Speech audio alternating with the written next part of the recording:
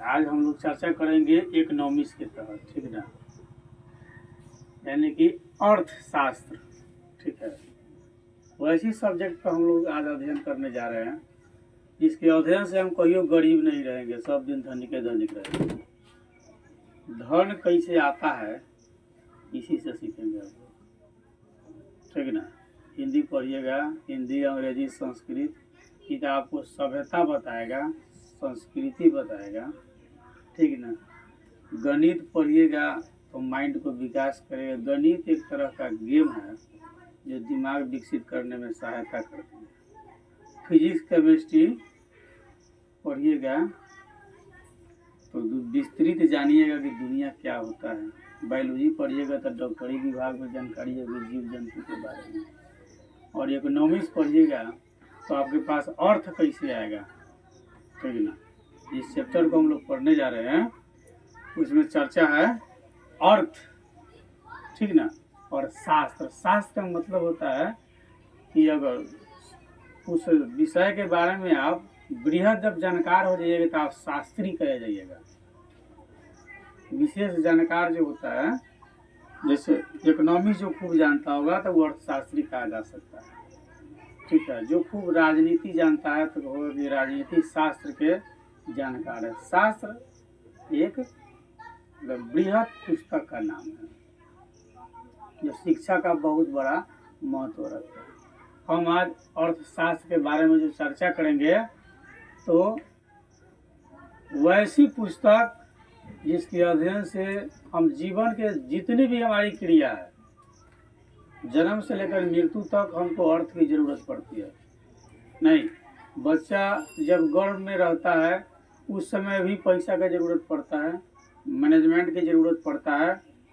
और मृत्यु जब होती है, यानी जन्म से लेकर जन्म लेगा, फिर बड़ा होगा, शादी विवाह करनी होगी और बहुत सारा आर्थिक क्रिया का सहयोग करना पड़ेगा, जरूरत पड़ेगा, उस सब में जो है अर्थ की जरूरत पड़ेगा।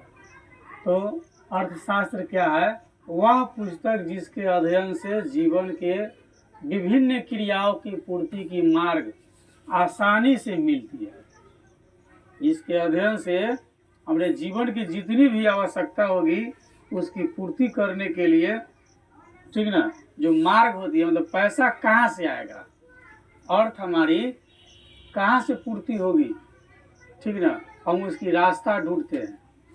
तो अगर हम अर्थशास्त्र को पढ़ते हैं तो हमारे जीवन की जितनी भी क्रिया उसकी पूर्ति की मार्ग जो है एकदम आसान हो जाएगा। इसलिए अर्थशास्त्र किसे कहते हैं? वह पुस्तक जिसके अध्ययन से जीवन के विभिन्न क्रियाओं की पूर्ति की मार्ग आसानी से हमें मिल जाती है, उसे हम अर्थशास्त्र कहते हैं, ठीक है। अर्थशास्त्र किसे कहते हैं? वह पुस्तक जिसके अध्ययन से जीवन के विभिन्न क्रियाओं की पूर्ति की मार्ग आसानी से मिल जाती है, उसे हम अर्थशास्त्र कहते हैं। अब विभिन्न क्रिया का मतलब पूरी हो गया, जीवन से लेकर मृत्यु तक बहुत सारी आवश्यकता। इसके अध्ययन के फलस्वरूप अर्थव्यवस्था का कार्य आसान हो जाता है, ठीक है। क्या हो जाता है? आसान हो जाता है। अर्थशास्त्र के अब जनक कौन है? तो एडम स्मिथ अर्थशास्त्र के जनक है, ठीक है। अर्थशास्त्र के जनक कौन है? एडम स्मिथ अर्थशास्त्र के जनक माने जाते हैं, ठीक है। यह संस्थापक कह लीजिए या जनक कह लीजिए। ये ब्रिटिश नीतिवेदक है। कहाँ के थे ये? ब्रिटिश, ठीक ना। कहाँ के थे? ब्रिटिश के थे। ये नीतिवेदा, दार्शनिक और राजनीतिक अर्थशास्त्री थे। कौन? एडम स्मिथ, यानी अर्थशास्त्र के जनक एडम स्मिथ को माना जाता है। वे ब्रिटिश शासन के अंतर्गत थे। ब्रिटिश शासक यानी कि ब्रिटिश के ही थे, ठीक ना। जो जहाँ का होता है उसी की ना हेल्प करेगा। नहीं, आपके शरीर का, आपका उंगली किसका मदद करेगा? आपका कि हमारा? आपका मदद करेगा। तो जो जहाँ का है वह उसका मदद करेगा। तो ब्रिटिश नीतिवेदा, दार्शनिक और राजनीतिक अर्थशास्त्री कौन था? एडम स्मिथ था, जो अर्थशास्त्र का जनक माना जाता है, ठीक है। भारतीय अर्थशास्त्र के जनक चाणक्य को कहा जाता है, ठीक है, भारतीय अर्थशास्त्र के जनक चाणक्य को कहा जाता है। और ठीक ना, और पूर्ण रूप से अगर विश्व की अगर बात किया जाता है एडम स्मिथ को माना जाता है, जबकि भारत के अर्थशास्त्र के जनक जो है चाणक्य है। ठीक है, यह बहुत विद्वान, बहुत पढ़ा लिखा लोग चाणक्य था। शासन कैसे करना है, तोड़ना है, क्या करना है, सारी अक्ल इसके पास में था, चाणक्य के पास में। जिसको चाहे राजा बना दे। इन्होंने अपने जीवन काल में 20 कन्या पाल करके रखा था। ठीक है ना, 20 कन्या, जो कन्या से एकदम जहरीली कन्या, जो किसी के संपर्क में आता है तो वह मर जाएगा।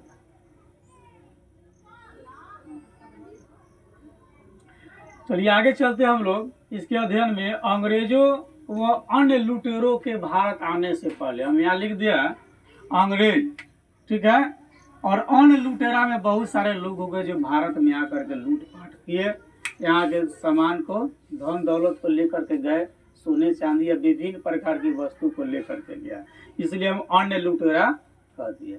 अंग्रेज से पूर्व भारत में बहुत सारे मुस्लिम शासक भी यहाँ शासन किए और भारत के बहुत सारे वस्तुओं को यहाँ से लूट करके ले गए। मुस्लिम शासक के बाद में तब अंग्रेज यहाँ पर पहुँचा था, इसलिए लिखा गया कि अंग्रेजों व अन्य लुटेरों के भारत आने से पहले भारत की अर्थव्यवस्था विश्व की अर्थव्यवस्था के समान थी। जिस तरह से दुनिया अमीर था उसी तरह से भारत भी अमीर था। जब तक भारत में अंग्रेज व अन्य लुटेरा नहीं आया था तब तक भारत की अर्थव्यवस्था भी ठीक ठाक थी। ठीक ना, भारत के लोग जो है कृषि पर डिपेंडेंट थे और बहुत सारे हस्तकारी कार्य करते थे, मतलब हस्तकारी का मतलब हाथ से कार्य करते थे, और भारत समृद्ध था, खुश था उस समय। जब तक भारत में अंग्रेज व अन्य लुटेरा नहीं पहुंचे थे तब तक भारत खुशहाल था। ठीक है, 15 अगस्त 1947 को भारत को आज़ादी मिली और आज़ादी के पहले लगभग 200 वर्षों तक भारत जो है अंग्रेजों का गुलाम था। लगभग 200 वर्ष, लगभग 1947 से 200 वर्ष पीछे चले जाइए तो उससे पहले किसका गुलाम था? अंग्रेजों का गुलाम था। ठीक है, तो उससे पहले भी किसी ने शासन किया था जिसका वर्णन इसमें नहीं, हिस्ट्री में होगी कि उससे पहले भारत को किसने अपने अधीन में बना करके रखा था, भारत को तोड़ने मरोड़ने का काम किसने किया था, वो हिस्ट्री का विषय। तो 15 अगस्त 1947 जब मिली हमें आज़ादी, जब हमको मिली उससे लगभग 200 वर्षों तक भारत अंग्रेजों का गुलाम था। ठीक है, उस समय भारत सोने की चिड़िया कहा जाता था। यानी विभिन्न सोने की चिड़िया मतलब विभिन्न स्थान पर बहुत खूबसूरत अच्छी अच्छी मूर्ति, मंदिर, प्रतिमा, ठीक है, सजी हुई बनी हुई थी जो सोने से बनी थी। किसी से? सोने से बनी हुई थी। ठीक है ना, इतना बड़ा सोना का कीमत इतना कॉस्ट है, और विभिन्न बड़ी बड़ी मूर्ति, बहुत सारा और जो वस्तुएं जो बनाई गई थी वह सोने की थी। आज अगर भारत में होता तो भारत और अमीर होता। ठीक है, तो उस समय भारत सोने की चिड़िया कहा जाता था। अंग्रेजी शासन ने सोने की चिड़िया का भरपूर शोषण किया। ठीक ना, भरपूर शोषण किया। शोषण यानी कि किसी के ऊपर जबरदस्ती अपना अधिकार जमाना शोषण कहलाता है। किसी के ऊपर जबरदस्ती अपना अधिकार जमाना क्या कहलाता है? शोषण कहलाता है। ठीक है, तो सोने की चिड़िया का शोषण भरपूर किया कौन? अंग्रेज लोग। कब? आजादी से 200 पूर्व। खूब शोषण भी किया और जमकर लूटा भी, जमकर लूटा, जितना हो सका एकदम लूट सको तो लूट, कोई रोकने वाला नहीं। ठीक है, जिसके कारण भारत में आर्थिक विकास की गति जो है धीमी हो गई। एकदम स्लो हो गई, यानी कि एक तरह से नगण्य उसको मान लीजिए न के बराबर, यानी कि 200 वर्षों तक भारत का विकास एकदम न के बराबर हुआ। अंग्रेज लोग वही सारी कार्य करते थे जिससे उनको सुविधा होती थी। अगर कहीं जाना है और रास्ते में अगर नदी पड़ती है तो पुल इत्यादि वो लोग बना लेते थे कि हमको एक स्थान से दूसरे स्थान तक जाने में सुविधा हो। भारत के विकास में उन लोगों ने कोई विशेष योगदान नहीं दिया। आजादी के समय भारतीय अर्थव्यवस्था का सामाजिक, आर्थिक, राजनीतिक, सांस्कृतिक पुनरुत्थान कर दुनिया की एक अग्रणी अर्थव्यवस्था के रूप में प्रस्तुत करना भारत के नीति निर्धारक के समक्ष एक बहुत बड़ी चुनौती थी। जब देश आज़ाद हुआ तो आज़ाद होने के बाद में यहाँ से जो भी अर्थ थी, पूंजी थी, पैसा व अन्य धन जो था सबको लूट करके कौन ले गया? अंग्रेज ले गया। अब भारत जब आज़ाद हो गया तो आज़ाद होने के फलस्वरूप इसके पास तो कुछ था नहीं। आपको शासन करने के लिए सबसे पहले पूंजी की आवश्यकता पड़ती है। नहीं, जैसे जीव को जिंदा रहने के लिए रोटी और पानी का होना अनिवार्य है, भोजन का, ठीक ना, किसी भी जीव को जिंदा रहने के लिए भोजन और पानी का होना अनिवार्य है। भोजन और पानी जब होगा प्रचुर मात्रा में तभी वह जो है आगे की और क्रिया कर सकता है, अन्यथा वह जीव समाप्त हो जाएगा, ठीक ना। तो जब देश आज़ाद हुआ तो उसके पास में कोई अर्थ नहीं थी, यानी अर्थव्यवस्था नहीं थी। अर्थ माने पैसा, पूंजी, धन, ठीक ना, नहीं था। तो भारतीय अर्थव्यवस्था जो था उसके सामाजिक क्रियाकलाप करने के लिए, आर्थिक क्रियाकलाप करने के लिए, राजनीतिक क्रियाकलाप करने के लिए और सांस्कृतिक, इस सब पुनरुत्थान में फिर से आगे बढ़ना, फिर से आगे बढ़ना, ठीक है, उसको पुनरुत्थान कहता है। फिर से आगे की तरफ जाना, यानी कि इस सभी क्षेत्र में, सामाजिक क्षेत्र में, आर्थिक क्षेत्र में, राजनीतिक क्षेत्र में, सांस्कृतिक क्षेत्र में फिर से जो है आगे बढ़ने के लिए और दुनिया के साथ कदम से कदम मिला करके चलने के लिए हमारे नीति निर्धारक जो लोग थे उसके लिए एक चुनौती थी कि हमारे पास तो धन है नहीं, हम कैसे आगे बढ़ेंगे। हम आज़ाद तो हो गए, लेकिन आज़ादी रहेगा कि न रहेगा इसकी कोई संभावना नहीं लग रही है। यानी कि बहुत बड़ी चुनौती थी उस समय के लोगों के साथ, जो देश के मतलब आज़ाद भारत के जो है प्रथम शासक जो भी लोग बने थे उनके सामने। अंग्रेजी शासन ने भारतीय अर्थव्यवस्था को अपना उपनिवेश बनाकर रखा था, यानी अंग्रेजी में कॉलोनी कह लीजिए। कॉलोनी, कॉलोनी आप भी समझते हैं, किसी क्षेत्र में कॉलोनी कहा जाता है। जैसे शहर में जाइएगा ना तो वहाँ कॉलोनी होगा, यानी कॉलोनी का मतलब है कि वहाँ जितना भी लोग बसा हुआ है ना वे सभी लोग वहाँ के नहीं है। जैसे मान लीजिए अपने शिवहर में एक कॉलोनी होगा, ठीक ना, क्या होगा? एक कॉलोनी होगा, ठीक है।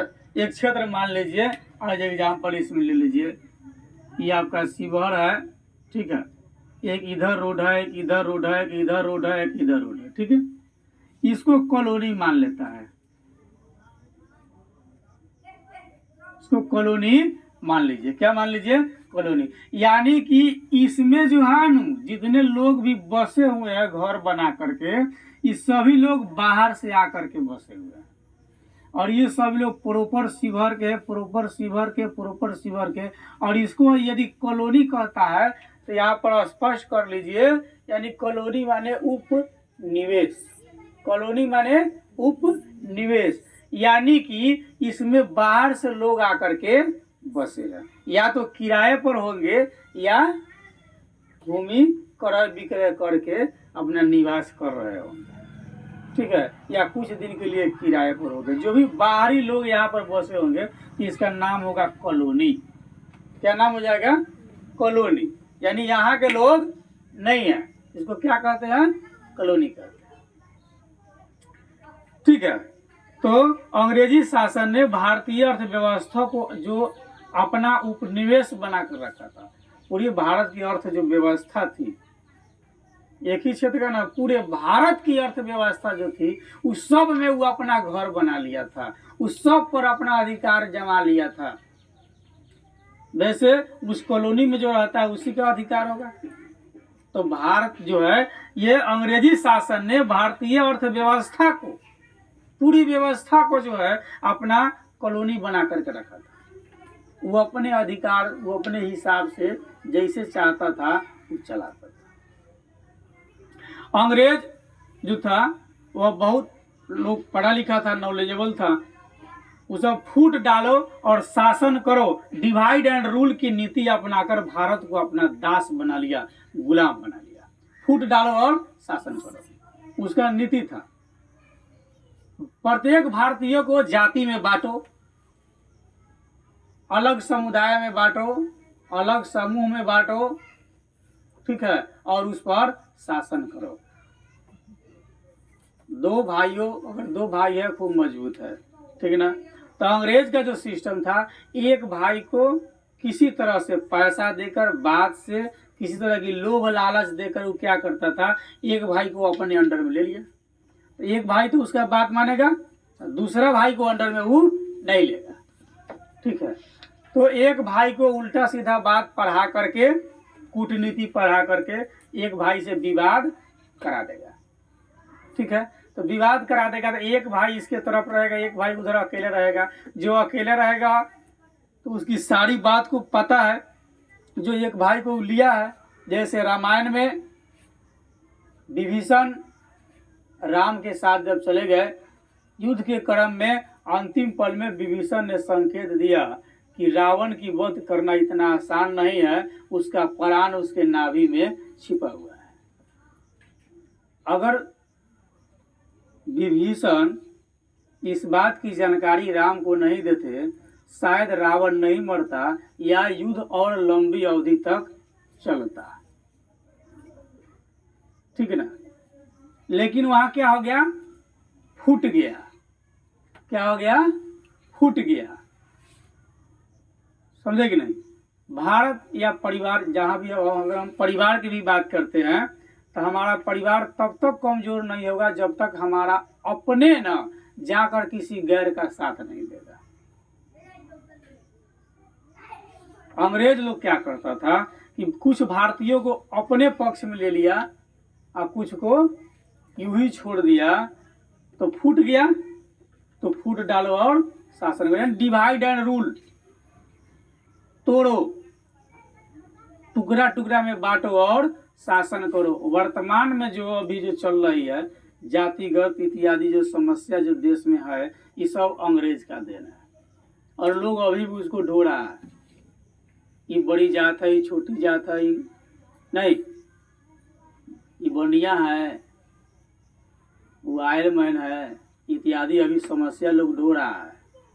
और देन किसका, अंग्रेज का है। उन्होंने ही ऐसा लगाया कि फूट डालो और शासन करो। जब तक हम तोड़ेंगे नहीं, एक दूसरे को तोड़ेंगे तब न हम ताकतवर बनेंगे। जब हम तोड़बे नहीं करेंगे तो हम कहाँ से ताकतवर रहेंगे, वही ताकतवर रहेगा। अंग्रेज का नीति बहुत तगड़ा नीति था, ठीक है। अब हम लोग संक्षेप में जो है अर्थव्यवस्था का इंट्रोडक्शन देखते हैं। इंट्रोडक्शन माने परिचय होता है, इंट्रोडक्शन माने परिचय। आप लोग कन्फर्म कर लीजिए।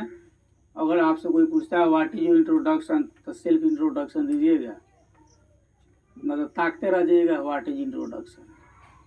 इंट्रोडक्शन मतलब परिचय पर हम लोग चर्चा करते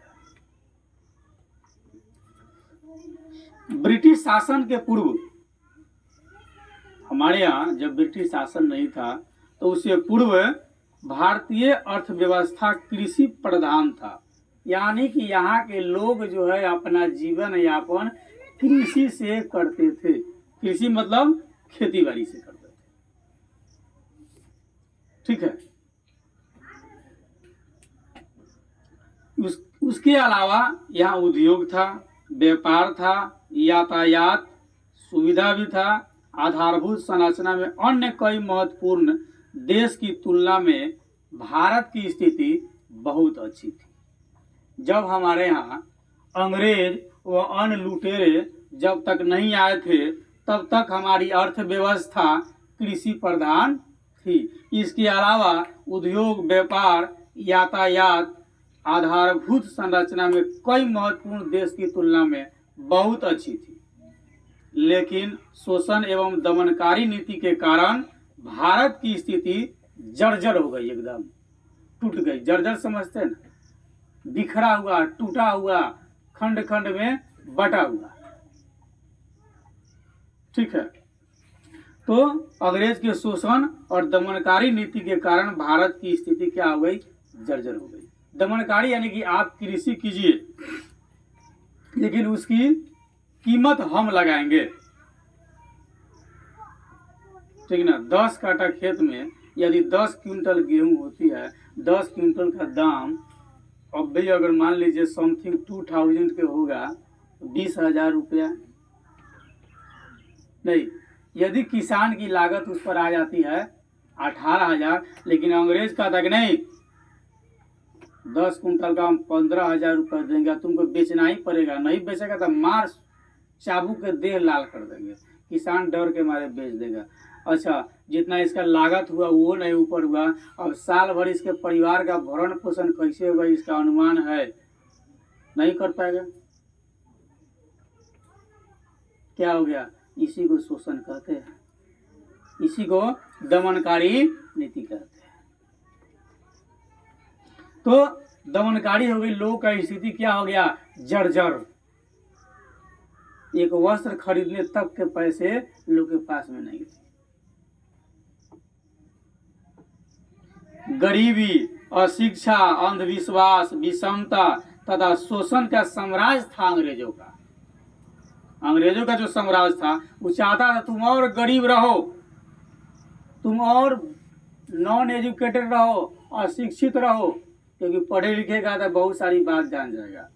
तो कहता था गरीबी को बढ़ाओ और शिक्षा को बढ़ाओ। कोई अधिक पढ़ना नहीं चाहिए उस जमाने में। आगे आप लोग स्टडी कीजिएगा तो देखिएगा, अंग्रेज लोग जी उसी परीक्षा को देता था, रिजल्ट अच्छा, और उतना ही पढ़ करके भारतीय लोग देता था। अगर नौकरी तक पहुंच गए तो भी उसको रिजेक्ट करके हटा दिया जाता था, ताकि भारत के लोग स्टडी नहीं करें। इस तरह की शोषण और दमनकारी नीति थी। तो अंग्रेजों का जो साम्राज्य था, गरीबी बढ़ाओ, अशिक्षा बढ़ाओ, अंधविश्वास बढ़ाओ, लोगों में विषमता बढ़ाओ, छुआछूत बढ़ाओ, देह में नहीं सटना, किसी को बड़ा कह दो और किसी को छोटा कह दो, जिसको अभी तक हम लोग धोते हुए आ रहे। और शोषण का साम्राज्य था। अंग्रेजी शासन के लगभग 200 वर्षों में भारतीय अर्थव्यवस्था में कोई विकास नहीं हुआ। जैसा कि हम लोग पहले चर्चा किया है कि आज़ादी से ठीक 200 वर्षों तक अंग्रेज शासन किया हमारे यहाँ। तब तक भारत का कोई विकास नहीं हुआ। अंग्रेज लोग अगर कुछ कार्य भी करते थे तो वे लोग केवल अपने लिए करते थे। अगर कोई पुल भी बनाना है तो जिससे अंग्रेज लोग को सुविधा हो उसी को लोग बनाते थे। बाद बाकी भारतीय की सुविधा के लिए वह कोई कार्य नहीं कर पाता था। प्रति व्यक्ति आय की स्थिरता, अब जो भी व्यक्ति, जो जैसे हम एग्जांपल दिए हैं कि किसान अगर 10 कट्ठा खेत में अगर 10 कुंटल गेहूं उपजाता है, ठीक ना, और उसकी कीमत यदि 18,000 होती है तो बिकना चाहिए कम से कम 20-22 हज़ार में। अंग्रेज कहता कि नहीं, आपको 15,000 रुपया देंगे और इसको बेच देना है। तो क्या होगी? प्रति व्यक्ति आय घटेगा कि बढ़ेगा? आय तो ऑटोमेटिक घट जाएगा, लोग विवश हो जाएंगे। तो प्रति व्यक्ति की आय क्या हो गई? स्थिर हो गई, रुक गई, धीरे धीरे नीचे आने लगी। और कृषि पर जनसंख्या की बढ़ती हुई निर्भरता, और भारत की जो जनसंख्या थी उस समय लगभग 90% लोग कृषि पर डिपेंडेंट थे। हस्तशिल्प उद्योग का पतन हो गया। जो चीज भारत में बनता था उसको यहाँ व्यापार नहीं होने दिया जाता था, और जो चीज विदेश से बन करके आता था वह यहाँ सस्ता में बिकता था और भारतीय वस्तु नहीं बिक पाता था। तो भारत में जो हस्तलिपि की जो वस्तुएं बनती थी, अब लोग बनाएगा, जब उसकी बनाई गई वस्तु बिकवे नहीं करेगा तो बना पाएगा? नहीं बनाएगा वह। तो धीरे धीरे हस्तलिपि क्या हो गई? नष्ट हो गई। और कृषि का स्थिति तो देखिए रहे, जो अंग्रेज कहेगा वही फसल खेत में लगाया जाएगा, जो रेट देगा उसी रेट से बिकेगा। तो भारत के लोग की स्थिति क्या हो जाएगी? जर्जर तो हो ही जाएगी, खराब हो ही जाएगी। और औद्योगिक व्यवस्था इस बात को पूरी तरह स्पष्ट कर देता है कि अंग्रेजों ने भारतीय अर्थव्यवस्था का शोषण किया और भरपूर मात्रा में किया, जितना हो सकता है उतना किया हुआ, खूब जी चाह करके, ठीक ना। अंग्रेजों के भारत आने से पहले भारतीय अर्थव्यवस्था पूरी दुनिया की अर्थव्यवस्था के बराबर थी। जिस तरफ और पूरी दुनिया जी रहा था उस अनुपात से भारत की अर्थव्यवस्था था। यहाँ कृषि और हस्तकारी के कार्य की प्रमुखता थी। लोग अपना जीवन यापन कृषि और अपने हाथ से किए हुए कार्य से कर लेते थे। लोग गांव जो है आत्मनिर्भर थे। गांव के सभी लोग क्या थे? आत्मनिर्भर थे, किसी पर निर्भर नहीं थे। शहर प्रशासकीय इकाई थी और वाणिज्य केंद्र के रूप में शहर भी था हमारे यहाँ। यहाँ भूमि का मालिक कृषक होता था, जिसकी जमीन जो कृषि कार्य कर रहा है वह भूमि का मालिक है। वर्तमान में अभी तो है भारत आजाद भी हो गया, लेकिन अभी लोग अपने भूमि का मालिक खुद नहीं है। आप जो भूमि रखे हैं ना, वो भूमि सरकार का है और आपको हमेशा टैक्स देना पड़ेगा। भारत की संविधान बन गई, आज़ाद हो गया भारत, फिर भी आपको अपनी ज़मीन का टैक्स जो है सरकार को देना पड़ेगा। आज कृषक अपने ज़मीन का मालिक आज भी नहीं है जो इससे पहले था। भारत की कितना हो कुछ भी संविधान बन गया, लेकिन पहले वाली जो शासकीय व्यवस्था थी वो अभी तक नहीं हो पाया। तो जो मालिक होता था वह उत्पादन के लिए और श्रम के लिए अपनी पूंजी की व्यवस्था करता था और यहाँ हस्तलिपियों द्वारा बहुत ही उत्तम किस्म की, उत्तम प्रकार की वस्तु बनाई जाती थी, ठीक है। लेकिन प्राथमिक उद्योग द्वारा उत्पादित कच्चा माल हस्तशिल्पियों के आधार का काम करता था। जैसे अपने अभी कुछ महिलाएं हाथ से डलिया बना लेगी, नहीं पर्दा बना लेगी, फूल बना लेगी, विभिन्न प्रकार के हस्तकारी कार्य कर लेगी जो देखने योग्य होती है। कुछ चीजें बिकती भी है बना करके, स्वेटर इत्यादि बुनती है तो बिकती भी है। तो क्या है? ये सब हस्तकारी है। चलिए, तो उससे वे कलात्मक वस्तुओं का निर्माण करते थे। प्रत्येक गांव में पंचायत की व्यवस्था होती थी। अगर किसी प्रकार के कोई झगड़ा विवाद होता है तो उसके निपटारा के लिए हम बाहर नहीं जाएंगे। कहाँ जाएंगे? अपने पंचायत में जाएंगे और उसका फैसला पंचायत में ही हो जाएगा। तो प्रत्येक गांव में पंचायत की व्यवस्था होती थी जो ग्रामीण झगड़ों का निवारण करती थी। यह एक प्रकार से न्याय की अदालत का काम करती थी।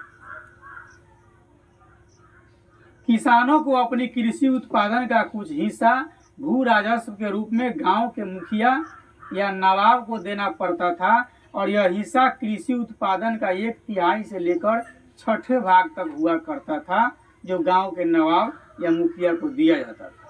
कहीं कहीं तो यह कृषि उत्पादन का आधा हिस्सा भी दिया जाता था। अंग्रेजों का मुख्य उद्देश्य था कि इस सभी के समाज को फोड़ो, यानी कि फूट डालो और शासन करो। अंग्रेजों से पूर्व भारतीय अर्थव्यवस्था की प्रकृति बिल्कुल ग्रामीण थी। लोग जो भी थे वह गांव की मनोदशा में बड़ा खुशी खुशी अपना जीवन यापन कर ले। देश के 90% से अधिक लोग गांव में रहा करते थे।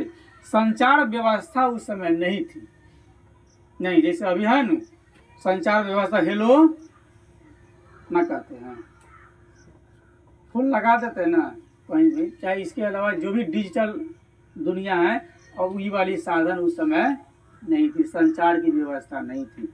उस जमाने में संवाद हुआ करता था। सबसे पहले था संवाद, अगर कुछ कहना है ना, जैसे संवाद पहुंचाना है किसी के दीदी के यहाँ, किसी के मम्मी के यहाँ, मामा के यहाँ, फूआ के यहाँ, ठीक ना, तो एक व्यक्ति को कहा जाता था, और व्यक्ति समाज में होता था जिसका नाम होता था संवादिया। उसका नाम क्या होता था? संवादिया।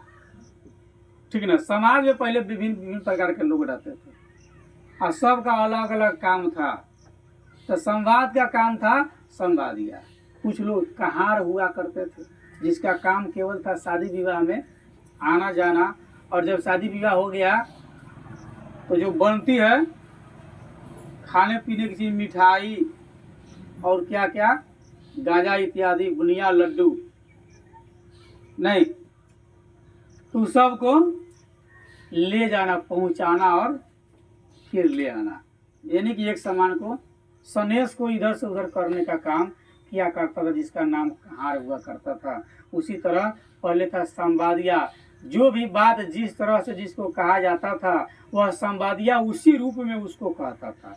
कहने वाला अगर रो करके कह रहा है तो संवादिया जो है उस संवाद को जिसको सुनाएगा ना, वह भी रो करके ही सुनाएगा।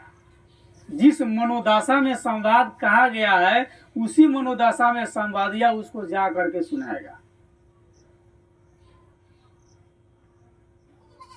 ठीक ना। तो उस समय हमारे यहाँ, हमारे क्षेत्र में संचार की व्यवस्था नहीं थी, संवाद की व्यवस्था थी। संवाद के बाद में धीरे धीरे चिट्ठी चली। जब लोग कुछ पढ़ा लिखा हो गया तब वो चिट्ठी चली, ठीक है। और उसके बाद में चिट्ठी चलते चलते मैसेज हो गया।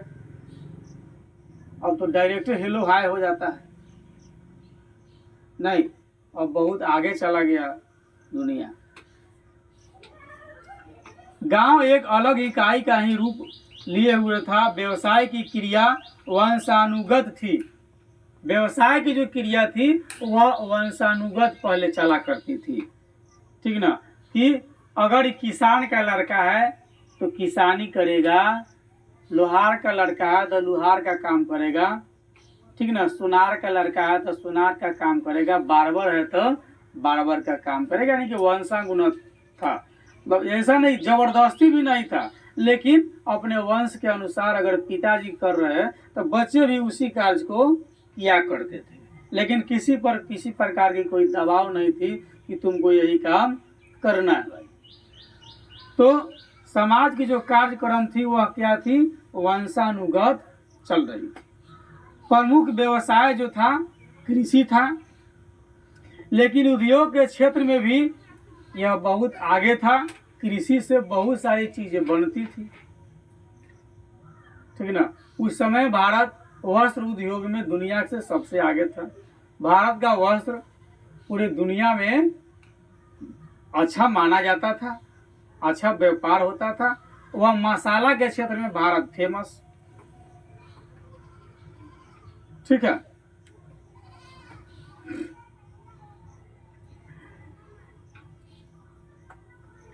भारत के रेशमी और सूती वस्त्र विश्व में उत्तम स्तर के माने जाते थे। और यहाँ संगमरमर का काम, लकड़ी पर नक्काशी का काम, सोने चांदी के आभूषण व पत्थर पर तराशी का कार्य बहुत ही बढ़िया तरीका से किया जाता था।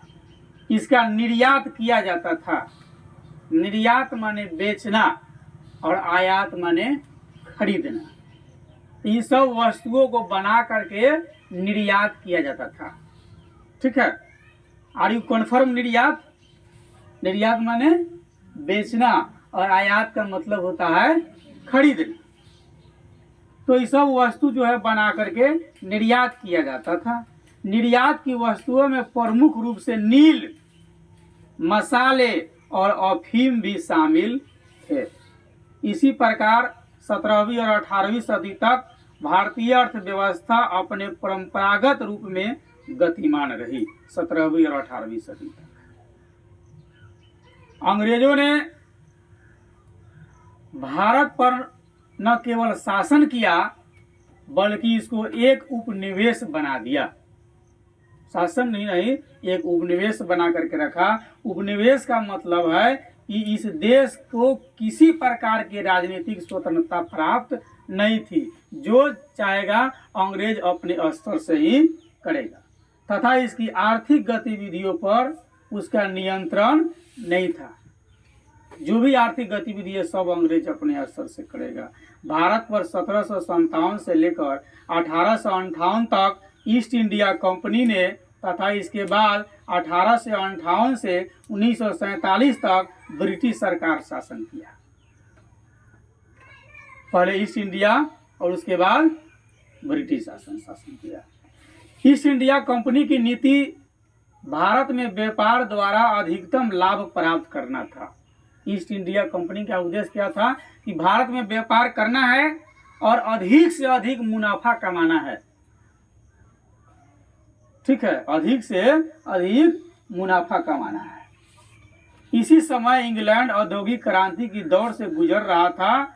इसके लिए इंग्लैंड के बढ़ते हुए उद्योग के लिए कच्चे माल की आवश्यकता हुई और उद्योग द्वारा बनी हुई उत्पाद को बेचने के लिए बाजार की जरूरत महसूस की गई और इस काम के लिए ईस्ट इंडिया कंपनी ने भारत को अपना लक्ष्य बनाया और उसने भारत के लोगों पर अपना दबाव बना करके ब्रिटिश उद्योग की आवश्यकताओं की पूर्ति के लिए खाद्यान्न, कपास, कच्चा जूट, चाय, नील तथा अन्य कृषि की अन्य उत्पाद को बेचने के लिए मजबूर किया भारतीय।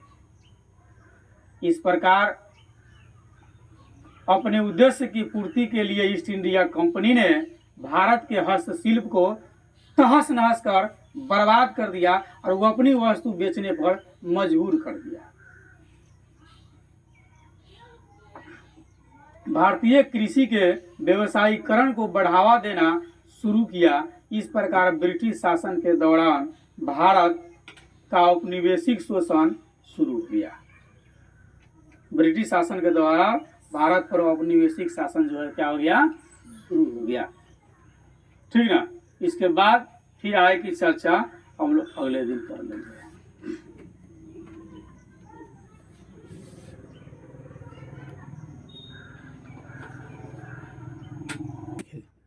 गारले रहा।